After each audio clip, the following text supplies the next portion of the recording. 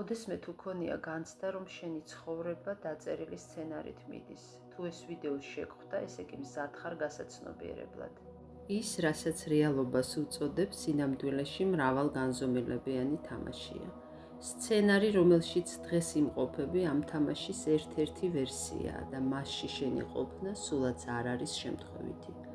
ყოველი შენი სირთულე, წარმატება თუ ცხოვრებისეული ლოგიკა ამ სცენარის ნაწილია. დღეს ჩვენ შენი თამაშის პარამეტრებში შევიხედავთ და შენ მიხვდები რა როლს თამაშობ და შესაძლოა სწორედ ამ ვიდეოს ყურებისას პირველად შეიგრძნო ის უხილავი ზღვარი, სადაც სრულდება მორჩილი მოთამაშე და იბადება შემოქმედი. სცენარი მსხვერპლი, ყველაზე გადატვირთული სცენარია.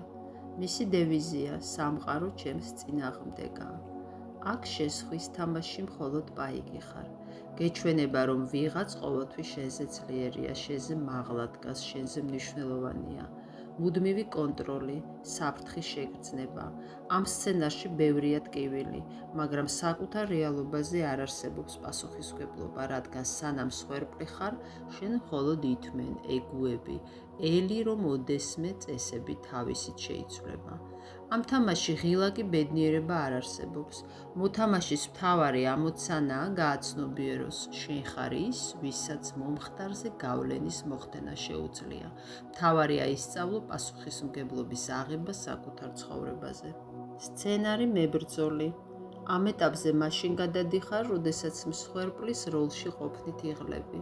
როცა შინაგანი ძალა, ბრაზი და იმის გადაწყვეტილება იღვიძებს, რომ აღარაფერი მოითმინო. ამ თამაშის დევიზია სამყარო ბრძოლის ველია. აქ ყველაფერი დაპირისპირებად აღიქმება. შენი იბრძვის სამართლიანობისთვის, შენი ადგილისთვის მზის ქვეშ.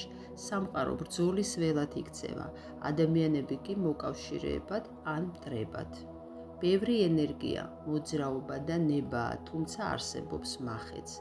მთავარი ამოცანა, დაინახო, რომ ყველაფერი, რაც მტრად გეჩვენება, არ არის ნამდვილი მტერი. ხანდახან შენ ებრძვი ანარეკლებს, საკუთარ შიშებს, პროექციებსა და წარსულ გამოცდილებას. მუდმივი ბრძოლა ასევე მონობის ფორმაა, უფრო აქტიური, უფრო გმირული, მაგრამ მაინც დამოკიდებული გარემოებებზე. სანამ დაუღალავად იბრძვის, შენ კვლავ იმ სისტემის ნაწილი ხარ, სადაც სამყარო უნდა დაამარცხო და არა გაუგო მას. სცენარი შემოქმედი, გაცნობიერებული არჩევანის თამაში. მისი დევიზია ჩემი სამყარო, ჩემი პროექტია. აქ ხვდები, რომ ნებისმიერი მოვლენა არც სასჯელია და არც გამარჯვება, რესურსია, რომლითაც შენს რეალობას აშენებ. შენ აღარ ებრძვის სისტემას. მოთამაშის მთავარი ამოცანაა საკუთარი ძალის აღიარება და პასუხისმგებლობის აღება არა მხოლოდ საკუთარ ცხოვრებაზე, არამედ იმ ენერგიებზე, რომლებსაც სამყაროში ასხივებ. სცენარი ცნობიერება. აქ მიზნები ქრება, რჩება მხოლოდ უსასრულო გამოცდილება. შენ ხარ ცნობიერება, რომელიც საკუთარ თავს მილიონობით ფორმაში ბედისწერასა თუ სიუჟეტში პოულობს. შენ ხარ შემოქმედიც, მოთამაშეც და თავად თამაშიც. ამ საფეხურზე შენი დანიშნულება უბრალოდ ყოფნა. ითამაშო როლი, მაგრამ არ მისცემას უფლება შენი არსის შთანთქას. შეახსენო სხვებს თუ ვინ არიან ისინი სინამდვილეში. უმრავლესობა პირველ და მეორე სცენარებს შორისაა გაჭედილი. ხან გარემოებათა ტყვეობაში მყოფ მსხვერპლად გრძნობს თავს, ხან კი ამბოხებულ მებრძოლად. თავდაპირველად ადამიანი იტანჯება, კითხულობს, რატომ ერგო ეს ხვედრი, შემდეგ მრისხანება იპყრობს და ამბობს, მე ყველაფერს ჩემს ნებაზე გარდავქმნი. ის იბრძვის, ეჭიდება კონტროლს, იძაბება, ცდილობს სამყაროს დეკორაციები ძალისხმევით შეცვალოს, კედლებს ეჯახება და ბოლოს სასოწარკვეთილი კვლავ მსხვერპლის როლს უბრუნდება. წრე იკვრება. სწორედ მაშინ იბადება საკვანძო კითხვა. შესაძლებელია თუ არა ამ თამაშის შეცვლა. პასუხი ნათელია, დიახ.